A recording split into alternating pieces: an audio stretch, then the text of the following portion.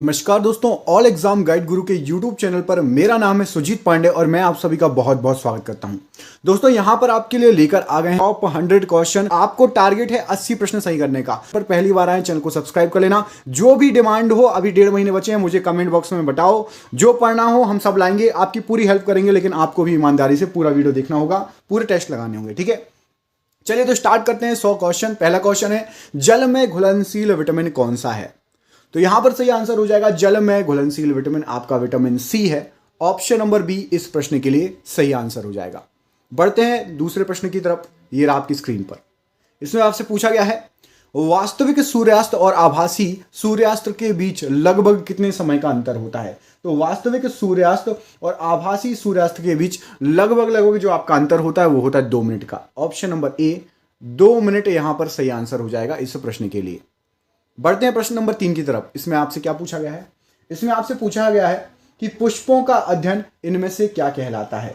तो पुष्पों का अध्ययन यहां पर सही आंसर हो जाएगा आपका एंथोलॉजी कहलाता है। ऑप्शन नंबर सी पुष्पों के अध्ययन के लिए राइट आंसर हो जाएगा एंथोलॉजी। क्वेश्चन नंबर 4 की तरफ बढ़ते हैं। ये आपकी स्क्रीन पर, जस्ता के अयस्क कौन है? जस्ता के अयस्क इनमें से कौन है या कौन सा है? तो जस्ता का अयस्क जो है आपका जिंक ब्लेड। ऑप्शन नंबर ए ये जस्ता का अयस्क है। ऑप्शन नंबर ए यहां पर सही आंसर हो जाएगा इस प्रश्न के लिए। बढ़ते हैं अगले प्रश्न की तरफ, प्रश्न नंबर 5 पर। सामान्य मानव नेत्र का दूर बिंदु कितना होता है? तो सामान्य मानव नेत्र का दूर बिंदु अनंत पर होता है। ऑप्शन नंबर बी अनंत पर बिल्कुल सही आंसर हो जाएगा दूर बिंदु के लिए। प्रश्न नंबर 6, पौधे में आवश्यकता से अधिक जल किस प्रक्रिया द्वारा बाहर निकाला जाता है? तो पौधे में आवश्यकता से अधिक जो जल होता है उसको वाष्पोत्सर्जन के माध्यम से बाहर निकाला जाता है। ऑप्शन नंबर बी वाष्पोत्सर्जन यहां पर इस प्रश्न के लिए सही आंसर हो जाएगा। क्वेश्चन नंबर 7 देखिए, ये आपकी स्क्रीन पर। दांत का मसूड़ा किस पदार्थ का बना होता है जो काफी कठोर होता है? तो दांत का मसूड़ा जो रहता है वो कैल्शियम फास्फेट का बना होता है और दांत का इनेमल या दांत का मसूड़ा शरीर का सबसे कठोरतम भाग है। Option number B calcium phosphate यहां पर सही आंसर हो जाएगा। बढ़ते हैं अगले क्वेश्चन की तरफ। ये आपकी स्क्रीन पर, फोटोग्राफी में कौन सा अम्ल उपयोग किया जाता है? तो फोटोग्राफी में यहां पर सही आंसर हो जाएगा आपका ऑक्जेलिक अम्ल का यूज होता है। ऑप्शन नंबर बी ऑक्जेलिक अम्ल इस प्रश्न के लिए राइट आंसर हो जाएगा। अगले प्रश्न पर बढ़ते हैं। सिनेमा के पर्दे पर किस प्रकार का प्रतिबिंब बनता है? तो सिनेमा के पर्दे पर हमेशा वास्तविक प्रतिबिंब बनता है। ऑप्शन नंबर बी वास्तविक प्रतिबिंब यहां पर इस प्रश्न के लिए सही आंसर हो जाएगा। अगले क्वेश्चन पर बढ़ते हैं। ये आपकी स्क्रीन पर, निम्न में से किसे प्रकाश संश्लेषी अंगक कहते हैं? तो प्रकाश संश्लेषी अंगक यहां पर जो ऑप्शंस दिए गए हैं उसमें से सही आंसर हो जाएगा पत्तियों को प्रकाश संश्लेषी अंगक कहते हैं। ऑप्शन नंबर ए राइट आंसर हो जाएगा। अगले प्रश्न पर बढ़ते हैं। इमली में कौन सा अम्ल पाया जाता है? तो इमली में आपका टार्टरिक अम्ल पाया जाता है। ऑप्शन नंबर बी टार्टरिक अम्ल यहां पर इस प्रश्न के लिए राइट आंसर हो जाएगा। अगले क्वेश्चन को देखिए, कौन रंग है जिसका खतरे के सिग्नल के लिए उपयोग होता है? बिल्कुल इजी क्वेश्चन है। तो हमेशा हर जगह लाल रंग का खतरे के लिए उपयोग होता है। ऑप्शन नंबर माफ कीजिएगा डी नहीं, बी नहीं, डी यहां पर सही आंसर हो जाएगा। बढ़ते हैं अगले प्रश्न की तरफ। ये आपका अगला क्वेश्चन, पौधों में गैसों के आदान प्रदान के लिए क्या रहते हैं? तो गैसों के आदान प्रदान के लिए पौधों में रंध्र रहते हैं। ऑप्शन नंबर बी रंध्र यहां पर सही आंसर हो जाएगा इस प्रश्न के लिए। अगले क्वेश्चन में देखिए, उपचयन अपचयन अभिक्रिया को क्या कहा जाता है? तो उपचयन अपचयन अभिक्रिया को रेडॉक्स अभिक्रिया कहा जाता है। ऑप्शन नंबर बी रेडॉक्स अभिक्रिया यहां पर इस प्रश्न के लिए सही आंसर हो जाएगा। बढ़ते हैं अगले क्वेश्चन पर। ये आपकी स्क्रीन पर, इसमें आपसे पूछा गया है, निम्नलिखित में से किसकी श्यानता अधिक है? तो निम्नलिखित में से आपका सही आंसर हो जाएगा शहद की श्यानता अधिक होगी। ऑप्शन नंबर सी शहद यहां पर इस प्रश्न के लिए सही आंसर हो जाएगा। अगला क्वेश्चन देखिए, किलोवाट घंटा किसका मात्रक होता है? तो किलोवाट घंटा जो होता है वो आपका ऊर्जा का मात्रक होता है, एनर्जी। ऑप्शन नंबर बी ऊर्जा का मात्रक होता है किलोवाट घंटा। अगला क्वेश्चन देखिए, दानेदार जस्ता पर तनु सल्फ्यूरिक अम्ल डालने पर कौन सी गैस उत्सर्जित होगी? तो दानेदार जस्ते पे यदि आप तनु सल्फ्यूरिक अम्ल डालोगे तो हाइड्रोजन गैस उत्पन्न होगी। ऑप्शन नंबर ए हाइड्रोजन गैस इस प्रश्न के लिए सही आंसर हो जाएगा। बढ़ते हैं अगले क्वेश्चन की तरफ। अगला क्वेश्चन ये रहा आपकी स्क्रीन पर। इसमें आपसे पूछा गया है, फेफड़े का आकार कैसा होता है? तो हमारे शरीर का जो फेफड़ा होता है वो शंकुआकार का होता है। ऑप्शन नंबर सी थोड़ा बहुत शंकुआकार टाइप का होता है फेफड़ा, आपने देखा होगा तो शंकुआकार यहां पर इस प्रश्न के लिए राइट आंसर है। अगला क्वेश्चन देखिए, विद्युत बल्ब का फिलामेंट किसका बना होता है? तो विद्युत बल्ब का फिलामेंट आज का सबसे इजी क्वेश्चन है, टंगस्टन का बना होता है। ऑप्शन नंबर सी टंगस्टन यहां पर सही आंसर हो जाएगा। बढ़ते हैं अगले क्वेश्चन की तरफ। इसमें पूछा गया है सूर्य प्रकाश की उपस्थिति में पौधे CO2 और जल से अपना भोजन या ग्लूकोज तैयार करते हैं, यह कौन सी अभिक्रिया कहलाती है? तो इसको बोलते हैं प्रकाश रासायनिक अभिक्रिया। ऑप्शन नंबर सी प्रकाश की उपस्थिति में रासायनिक अभिक्रिया करके भोजन बनाते हैं, इसलिए प्रकाश रासायनिक अभिक्रिया इस प्रश्न के लिए सही आंसर हो जाएगा। बढ़ते हैं अगले क्वेश्चन की तरफ। ये रहा आपकी स्क्रीन पर। इसमें पूछा गया है उच्च नाइट्रोजन सामग्री वाले कौन सा उर्वरक है, बताइए। तो उच्च नाइट्रोजन सामग्री वाला जो उर्वरक है उसका नाम है आपका ammonium nitrate. Option number C ammonium nitrate यहां पर इस प्रश्न के लिए सही आंसर हो जाएगा। बढ़ते हैं अगले प्रश्न की तरफ। ये रहा आपकी स्क्रीन पर। भोजन का पाचन किस प्रकार की अभिक्रिया है? तो जो भोजन का पाचन है वो उपचयन अभिक्रिया है। ऑप्शन नंबर ए उपचयन अभिक्रिया होती है भोजन का पाचन। ऑप्शन नंबर ए सही आंसर है। अगला क्वेश्चन देखिए, प्रतिरोधक का मात्रक क्या होता है? तो रेजिस्टेंस या प्रतिरोधकता का मात्रक जो होता है ओम मीटर होता है। Option number A ohm meter यहां पर इस प्रश्न के लिए राइट आंसर हो जाएगा। बढ़ते हैं अगले क्वेश्चन की तरफ। ये रहा आपकी स्क्रीन पर। जिंक तथा लेड कॉपर की अपेक्षा कैसे हैं? तो जिंक तथा लेड कॉपर की अपेक्षा अधिक क्रियाशील हैं। ऑप्शन नंबर बी अधिक क्रियाशील होते हैं जिंक और लेड कॉपर की अपेक्षा। बढ़ते हैं अगले प्रश्न की तरफ। ये रहा आपकी स्क्रीन पर। हार्मोन शब्द का नामकरण किसने किया है? तो हार्मोन शब्द का जो नामकरण किया है वो किया है बेलिस और स्टर्लिंग ने। ऑप्शन नंबर सी बेलिस और स्टर्लिंग ने हार्मोन शब्द का नामकरण किया है। अगला क्वेश्चन देखिए, विद्युत धारा उत्पन्न करने की युक्ति को क्या कहा जाता है? तो विद्युत धारा उत्पन्न करने की जो युक्ति होती है उसको जनित्र से, ऑप्शन नंबर सी जनित्र के द्वारा विद्युत धारा उत्पन्न करते हैं। ऑप्शन नंबर सी सही आंसर हो जाएगा इस प्रश्न के लिए। अगले क्वेश्चन पर बढ़ते हैं। अंगूर का किण्वन करना एक कौन सी क्रिया है? तो अंगूर का किण्वन होता है वो एक रासायनिक परिवर्तन है। ऑप्शन नंबर ए अंगूर का किण्वन एक रासायनिक परिवर्तन कहलाता है। अगले प्रश्न पर बढ़ते हैं। ये आपकी स्क्रीन पर। हमारी हड्डियों और दांत आम तौर पर किस से बने होते हैं? तो हमारी हड्डियां और हमारे दांत जो होते हैं आमतौर पर ट्राई कैल्शियम फास्फेट से बने होते हैं। ऑप्शन नंबर ए ट्राई कैल्शियम फास्फेट इस प्रश्न के लिए राइट आंसर हो जाएगा। बढ़ते हैं अगले क्वेश्चन की तरफ। ये रहा आपकी स्क्रीन पर। इसमें आपसे पूछा गया है जब एक बार चुंबक को दो बराबर हिस्सों में काटा जाता है तो प्रत्येक टुकड़े की ध्रुव शक्ति कैसी रहेगी?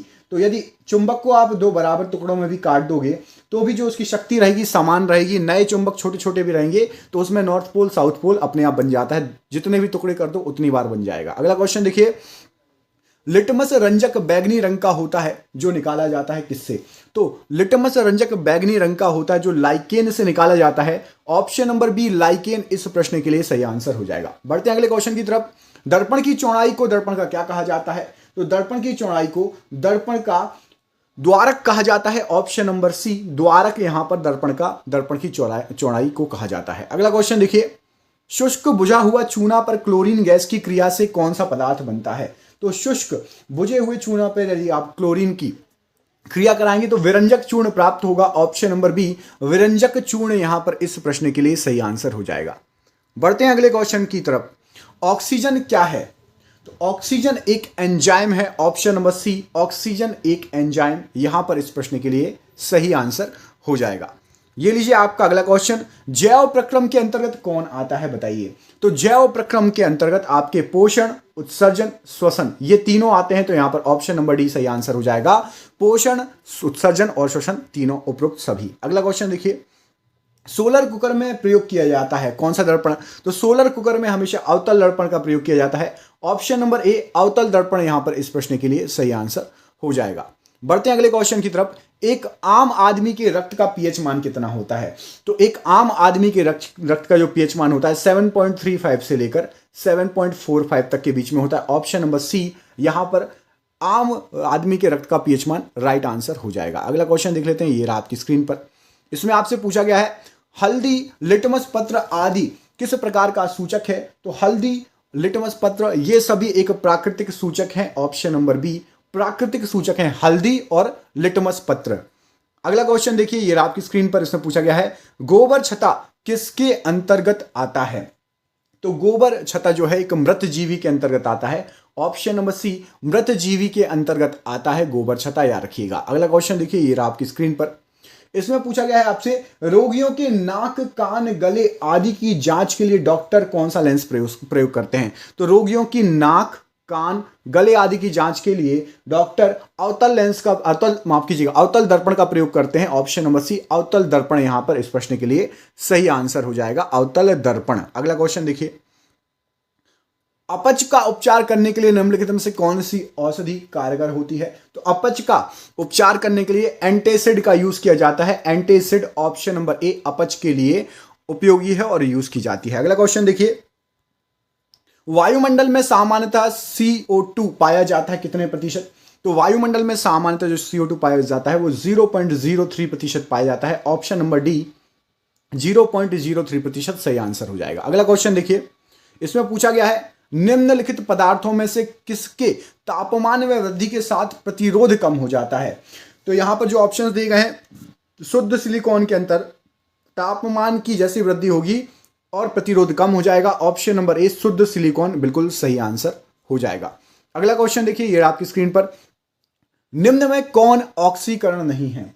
तो यहां पर जो ऑप्शंस दिए गए हैं उसमें से अवक्षेपण एक ऑक्सीकरण प्रक्रिया नहीं है, बाकी दहन, भोजन का पचना और श्वसन, ये तीनों ऑक्सीकरण प्रक्रिया है, अवक्षेपण ऑक्सीकरण प्रक्रिया नहीं है। ऑप्शन नंबर बी सही आंसर है। अगला क्वेश्चन देखिए, छाया में पनपने वाले पौधों को क्या कहा जाता है? तो जो पौधे छाया में पनपते हैं उनको सियोकाइट्स पौधे कहा जाता है। ऑप्शन नंबर सी, सियोकाइट्स पौधे छाया में पनपने वाले पौधे होते हैं। अगला क्वेश्चन देखिए, ये रहा आपकी स्क्रीन पर, इसमें आपसे पूछा गया मोटर गाड़ी के चालक के सामने लगा दर्पण कौन सा होता है? तो मोटर गाड़ी या हमारी बाइक के सामने जो शीशा लगा रहता है, ऐसे दोनों तरफ लगे रहते हैं ना दोनों शीशे, वो उत्तल दर्पण होते हैं। उसमें हमें बड़ी चीज भी छोटी दिखाई देती है। ऑप्शन नंबर सी, उत्तल दर्पण यहां पर इस प्रश्न के लिए राइट आंसर हो जाएगा। अगला क्वेश्चन देखिए, ये आपकी स्क्रीन पर, प्राकृतिक गैस का दहन किस प्रकार का रासायनिक अभिक्रिया है? तो प्राकृतिक गैस की जो दहन होता है वो ऊष्माक्षेपी अभिक्रिया होती है। ऑप्शन नंबर सी, ऊष्माक्षेपी अभिक्रिया यहां पर इस प्रश्न के लिए सही आंसर हो जाएगा।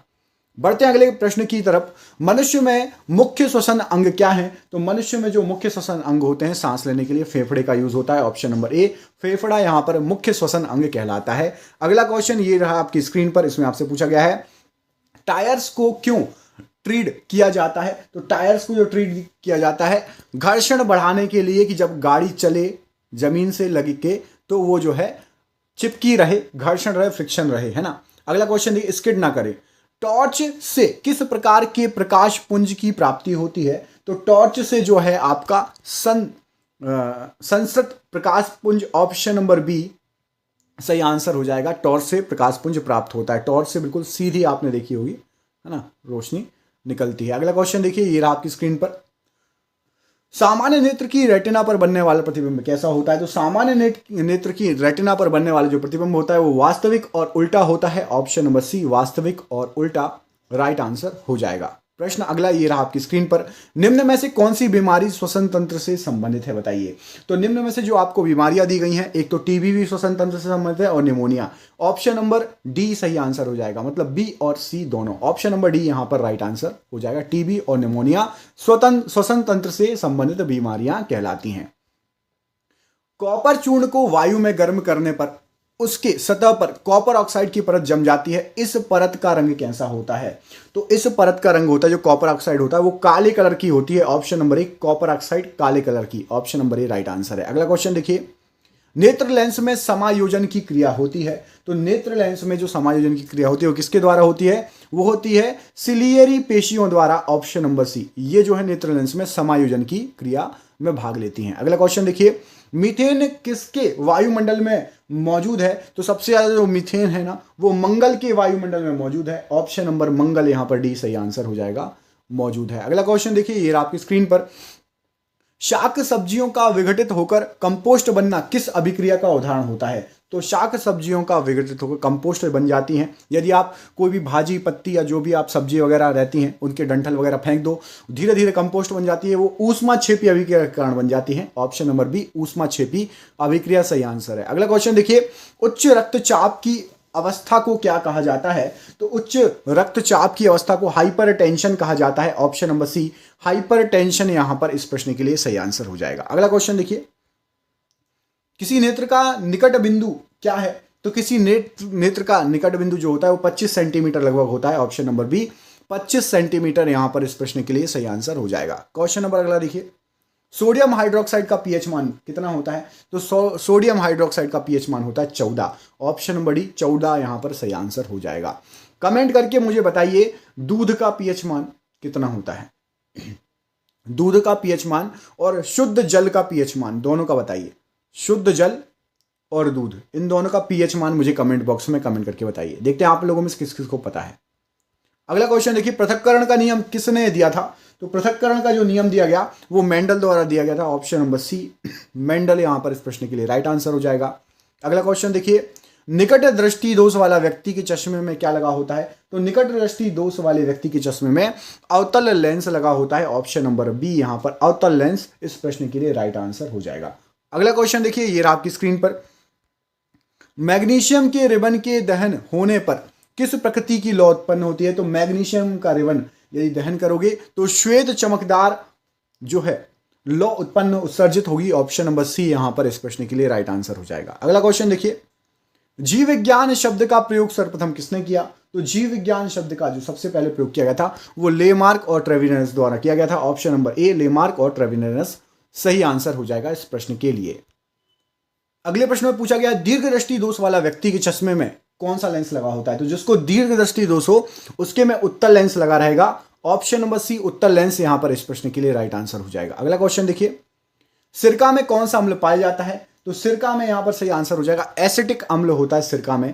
ऑप्शन नंबर डी एसिटिक अम्ल इस प्रश्न के लिए राइट आंसर हो जाएगा। अगला क्वेश्चन देखिए, ब्रेन ट्यूमर को हटाने के लिए और कैंसर के इलाज में इस्तेमाल होने वाला आइसोटोप कौन सा होता है? तो ब्रेन ट्यूमर को हटाने के लिए और कैंसर को इलाज में जो है cobalt CO60 cobalt 60 option number D यहां पर सही आंसर हो जाएगा, यूज किया जाता है। अगला क्वेश्चन देखिए, जीव विज्ञान के जनक के नाम से कौन जाना जाता है? तो जीव विज्ञान के जनक के नाम से अरस्तु जाने जाते हैं। ऑप्शन नंबर सी अरस्तु सही आंसर हो जाएगा। अगला क्वेश्चन देखिए, ये आपकी स्क्रीन पर, तेज प्रकाश में पुतली का आकार कैसे हो जाता है? तो तेज प्रकाश होगा तो पुतली का आकार छोटा हो जाएगा। ऑप्शन नंबर बी छोटा यहां पर सही आंसर हो जाएगा। अगला क्वेश्चन देखिए, निम्न में कौन विजातीय यौगिक है?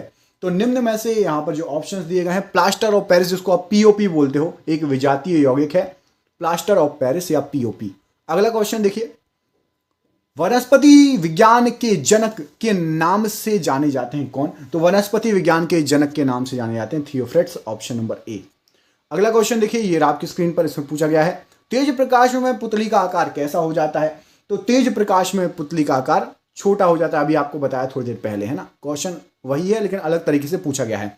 हीमोग्लोबिन का संरचनात्मक घटक क्या है? तो हीमोग्लोबिन का संरचनात्मक घटक आप सभी को पता है, लोहा। ऑप्शन नंबर सी लोहा यहां पर सही आंसर हो जाएगा। नींबू के रस का पीएच मान कितना होता है? तो नींबू के रस का पीएच मान यहां पर सही आंसर, देखिए आसपास बताना पड़ेगा आपको, तो आसपास देखिए 7 से कम ही होना चाहिए। तो ऑप्शन नंबर बी यहां पर आसपास है 2.2। ठीक है, ये एग्जाम में जानबूझ के पूछा गया है, इसमें आपको लगेगा कि मैंने तो कुछ और पढ़ा था। अगला क्वेश्चन देखिए, बॉटनी शब्द की उत्पत्ति किस भाषा से हुई है? तो बॉटनी शब्द की उत्पत्ति ग्रीक भाषा से हुई है। ऑप्शन नंबर ए ग्रीक भाषा यहां पर सही आंसर हो जाएगा। अगला क्वेश्चन देखिए, दूरदृष्टि दोष वाली आंखें साफ साफ देख सकती हैं क्या चीज? तो दूरदृष्टि दोष वाली आंखें जो है साफ साफ देख सकती हैं दूर की वस्तुओं को। उल्टा होता है, दूरदृष्टि दोष में आपको पास की वस्तुएं नहीं दिखती और निकट दृष्टि दोष में आपको निकट की वस्तुएं नहीं दिखती। अगला क्वेश्चन, मधुमक्खी के डंक मारने पर किस पदार्थ से उपचार करना लाभकारी होता है? तो बेकिंग सोडा, जैसे यदि मधुमक्खी काटे, घर में बेकिंग सोडा है तो उस पर आप लगा लीजिए। ऑप्शन नंबर ए बेकिंग सोडा। नहीं तो कई लोग लोहा, चाबी वगैरह घिसने लगते हैं, लोहा घिसने लगते हैं कि स्वेलिंग ना हो। अगला क्वेश्चन देखिए, फाइकोलॉजी में किसका अध्ययन किया जाता है? तो फाइकोलॉजी में शैवालों का अध्ययन किया जाता है। ऑप्शन नंबर बी शैवाल सही आंसर हो जाएगा फाइकोलॉजी के लिए। अगला क्वेश्चन देखिए, मानव नेत्र में जो बिंदु प्रकाश के लिए बिल्कुल सुग्राही नहीं रहता कौन सा होता है? तो वो बिंदु होता है आपका अंध बिंदु, प्रकाश के लिए बिल्कुल सुग्राही नहीं रहता। Option number B right answer हो जाएगा। अगला क्वेश्चन देखिए, मुंह साफ करने के लिए किस प्रकार के मंजन का व्यवहार करना चाहिए जिससे कि दंत क्षय रोका जा सके? तो मुंह साफ करने के लिए आपका क्षारीय प्रकार के या क्षारीय प्रकार के टूथपेस्ट का यूज करना चाहिए जिससे आपका दंत क्षय ना हो, दांत गिरे नहीं, घिसे नहीं। खमीर डैश का उदाहरण है? तो खमीर एक कवक का उदाहरण है। ऑप्शन नंबर बी खमीर एक कवक का उदाहरण हो जाएगा। अगला क्वेश्चन देखिए, पर्यावरण का अध्ययन जीव विज्ञान की किस शाखा के अंतर्गत किया जाता है? तो पर्यावरण का अध्ययन जीव विज्ञान की पारिस्थितिकी शाखा के अंतर्गत किया जाता है।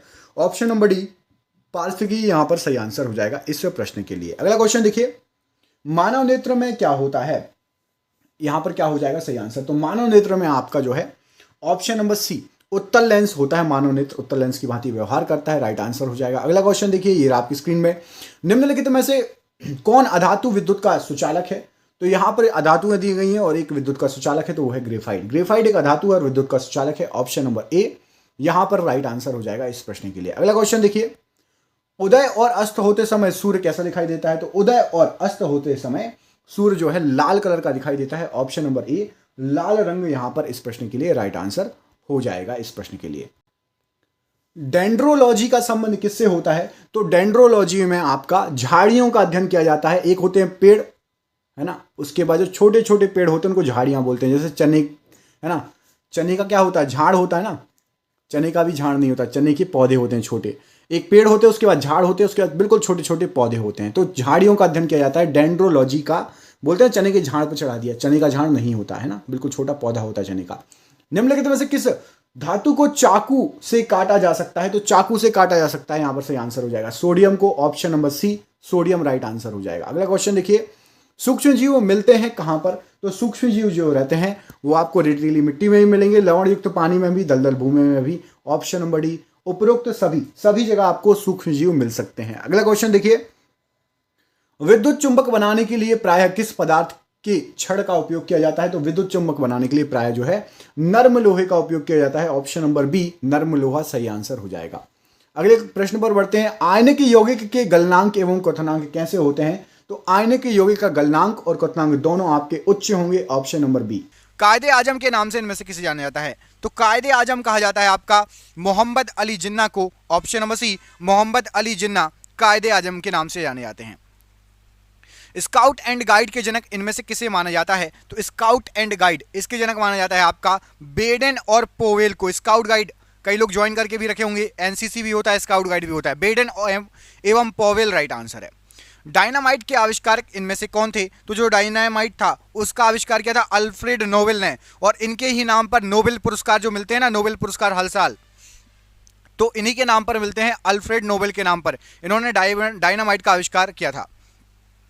राष्ट्रीय रसदार फल अनुसंधान केंद्र कहां पर है? तो राष्ट्रीय रसदार फल अनुसंधान केंद्र ये आपका पड़ता है नागपुर में। ऑप्शन नंबर सी नागपुर प्रश्न के लिए राइट आंसर है। कमेंट करके बताइए नागपुर किसके लिए फेमस है, लीची के लिए या संतरे के लिए? नागपुर जो शहर है ये किसके लिए फेमस है, लीची के लिए या संतरे के लिए?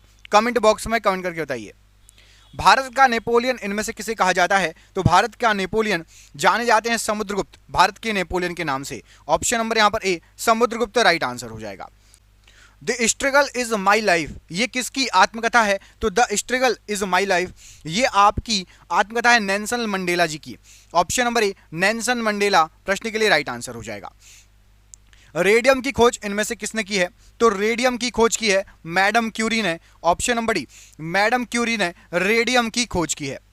एक्स किरण की खोज इनमें से किसके द्वारा की गई? तो जो एक्स किरण है ये रोंटजन के द्वारा इसकी खोज की गई। ऑप्शन नंबर ए रोंटजन ने एक्स किरणों की खोज की।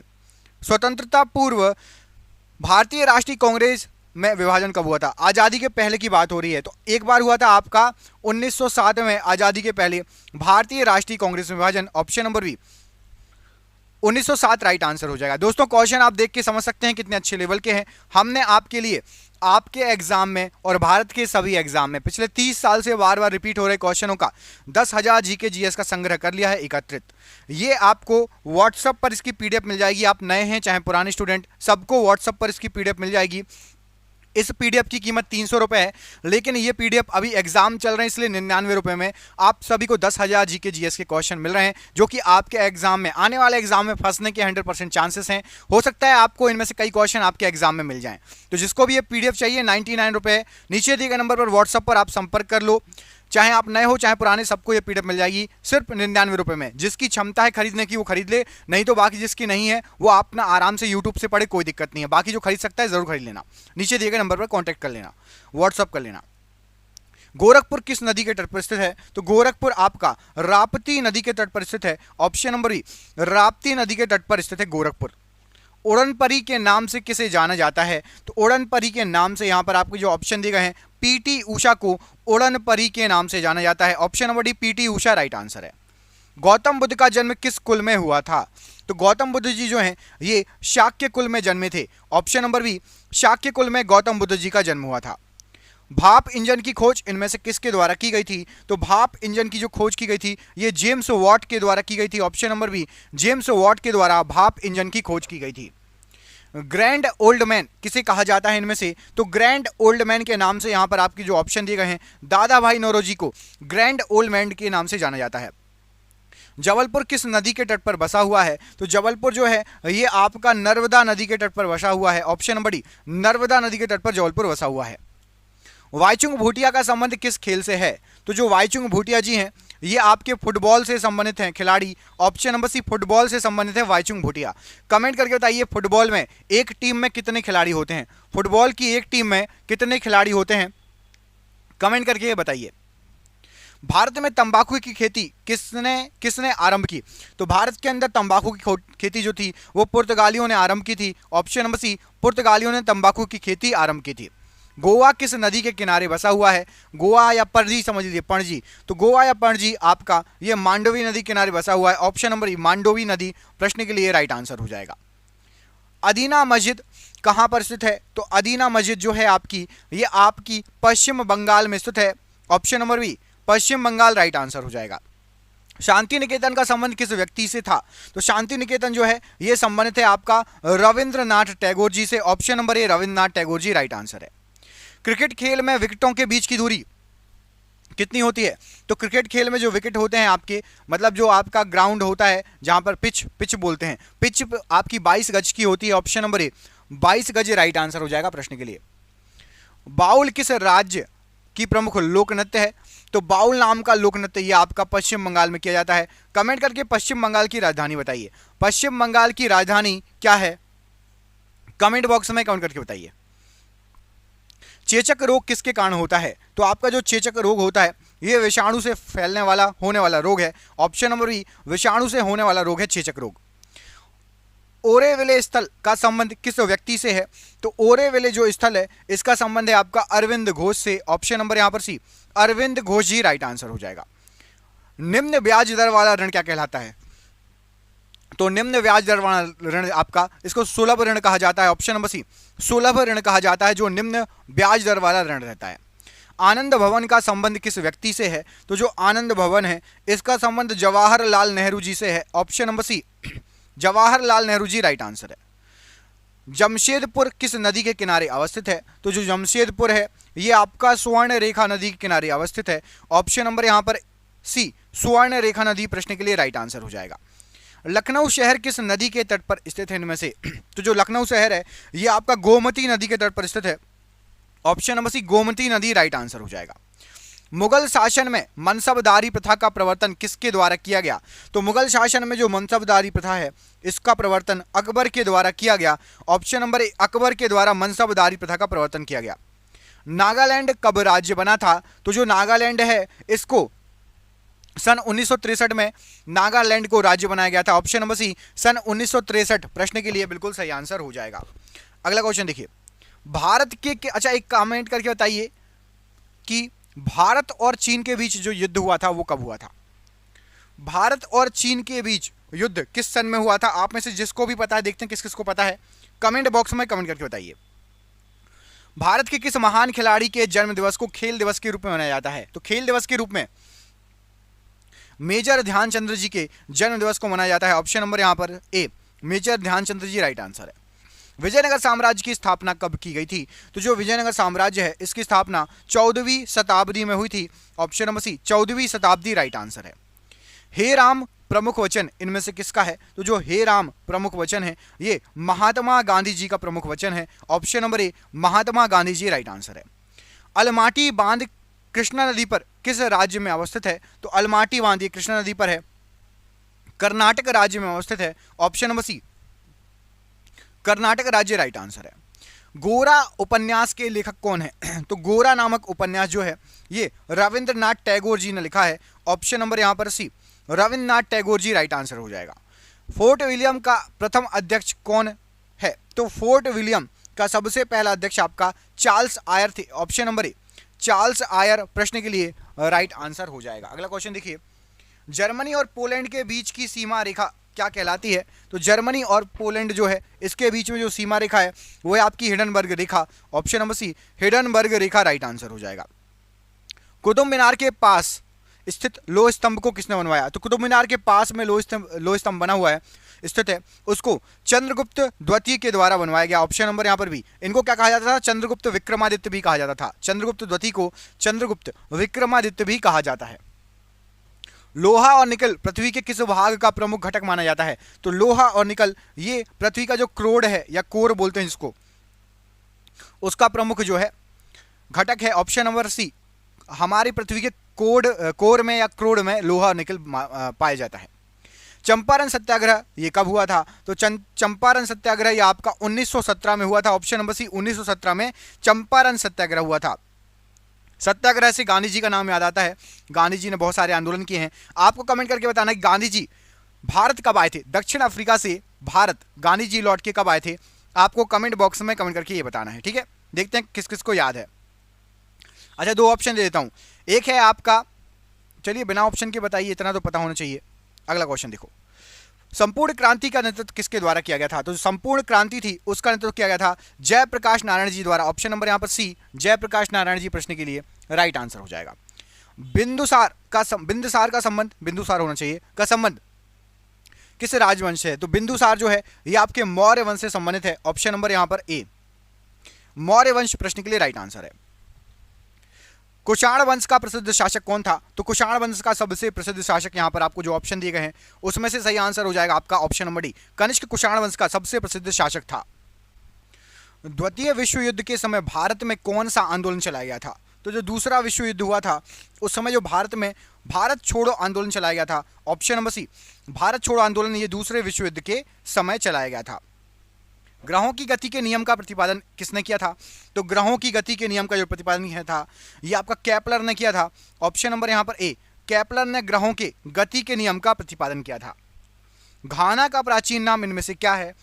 तो घाना का प्राचीन नाम, यहाँ पर आपको जो ऑप्शन दिए गए हैं गोल्डन कोस्ट या gold coast, option number A यहाँ पर राइट आंसर है। पीयूष ग्रंथि कहाँ पर स्थित होती है? तो जो पीयूष ग्रंथि रहती है ये मस्तिष्क में स्थित रहती है। ऑप्शन नंबर सी, मस्तिष्क प्रश्न के लिए बिल्कुल सही आंसर हो जाएगा। भारत का अंतिम अंग्रेज गवर्नर जनरल इनमें से कौन सा था? तो भारत का आखिरी अंग्रेज गवर्नर जनरल लॉर्ड माउंटबेटन थे। Option number B, lord Mountbatten right answer है। परमाणु का केंद्र क्या कहलाता है? तो जो परमाणु का केंद्र है उसको कहा जाता है आपका न्यूक्लियस। ऑप्शन नंबर यहाँ पर डी, न्यूक्लियस परमाणु का केंद्र कहलाता है। इनकलाब जिंदाबाद का नारा किसने दिया था? तो इनकलाब जिंदाबाद ये जो नारा दिया गया था ये दिया गया था भगत सिंह जी के द्वारा। ऑप्शन नंबर यहाँ पर भी भगत सिंह प्रश्न के लिए राइट आंसर है। टेनिस खिलाड़ी रॉजर फेडरर किस देश से संबंधित हैं? तो टेनिस खिलाड़ी रॉजर फेडरर ये आपके स्विट्जरलैंड से संबंधित खिलाड़ी हैं। Option number C, Switzerland right answer हो जाएगा। गोबर गैस संयंत्र का आविष्कार किसके द्वारा किया गया? तो गोबर गैस संयंत्र का आविष्कार सीवी देसाई जी के द्वारा किया गया। Option number A, C V Desai ji right answer है। सुभाष चंद्र बोस का जन्म कहां पर हुआ था? तो सुभाष चंद्र बोस जी इनका जो जन्म हुआ था ये कटक से संबंधित है। ऑप्शन नंबर डी, कटक से संबंधित है सुभाष चंद्र बोस जी।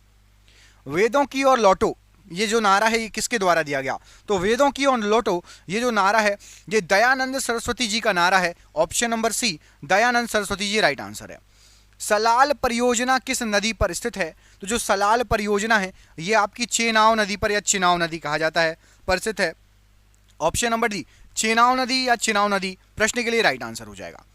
उत्तर कोरिया तथा दक्षिण कोरिया के बीच स्थित सीमा रेखा किस नाम से जानी जाती है? तो उत्तर कोरिया और दक्षिण कोरिया के बीच स्थित सीमा रेखा 38वीं समांतर रेखा कहलाती है। ऑप्शन नंबर बी, 38वीं समांतर रेखा राइट आंसर है। देवदास उपन्यास के लेखक इनमें से कौन है? तो देवदास उपन्यास जो है इसके लेखक हैं आपके शरत चंद्र चटर्जी। ऑप्शन नंबर ए, शरत चंद्र चटर्जी देवदास उपन्यास के लेखक हैं। विजय विश्व तिरंगा प्यारा किसका मुख्य वचन है? तो विजय विश्व तिरंगा प्यारा श्याम लाल गुप्ता जी का ये जो है प्रमुख वचन है। ऑप्शन नंबर बी, विजय विश्व तिरंगा प्यारा, श्यामलाल गुप्त जी। जीवन रक्षक हार्मोन किस ग्रंथि से निकलता है? तो जो जीवन रक्षक हार्मोन है ये एड्रिनल ग्रंथि से निकलता है। ऑप्शन नंबर सी एड्रिनल ग्रंथि राइट आंसर है। दोस्तों आप में से जिसको भी पीडीएफ चाहिए ना 99 की, और आपके एग्जाम में उससे बहुत सारे क्वेश्चन फंस सकते हैं जीके जीएस में, जिसको भी पीडीएफ चाहिए नीचे दिए गए नंबर पर कॉन्टैक्ट कर लेना। जब वीडियो खत्म होगा नंबर आपको पूरे वीडियो भर शो हो जाएगा। तुम मुझे खून दो मैं तुम्हें आज़ादी दूंगा, किसने कहा था? तो तुम मुझे खून दो मैं तुम्हें आज़ादी दूंगा, सुभाष चंद्र बोस जी का ये नारा था। ऑप्शन नंबर सी सुभाष चंद्र बोस जी राइट आंसर है।